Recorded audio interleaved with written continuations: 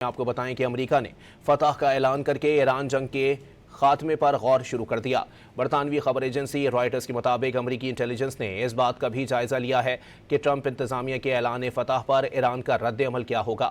برطانوی خبر رساں ادارے کے مطابق امریکی انٹیلیجنس نے اس بات کا جائزہ لیا ہے کہ اگر ٹرمپ انتظامیہ 2 ماہ تک لڑی جانے والی ایران جنگ میں فتح کا اعلان کر دے تو ایران کا ممکنہ رد عمل کیا ہو سکتا ہے۔ معاملے سے باخبر 2 اعلیٰ عہدیداروں کے حوالے سے یہ دعویٰ بھی سامنے آیا ہے کہ ٹرمپ انتظامیہ کے اعلیٰ حکام نے انٹیلیجنس حکام سے اس بات پر بھی تجزیہ کرنے کی درخواست کی تھی کہ اگر ٹرمپ اس تنازع سے پیچھے ہٹتے ہیں تو اس کے کیا اثرات ہوں گے۔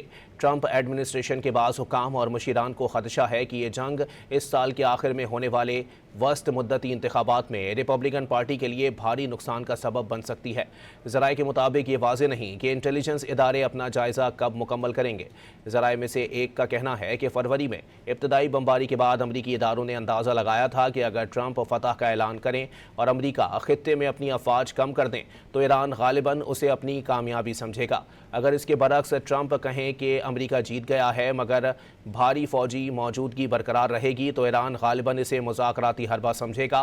خبر ایجنسی کے مطابق رائے عامہ کے جائزوں سے ظاہر ہوتا ہے کہ یہ جنگ امریکی عوام میں شدید غیر مقبول ہے۔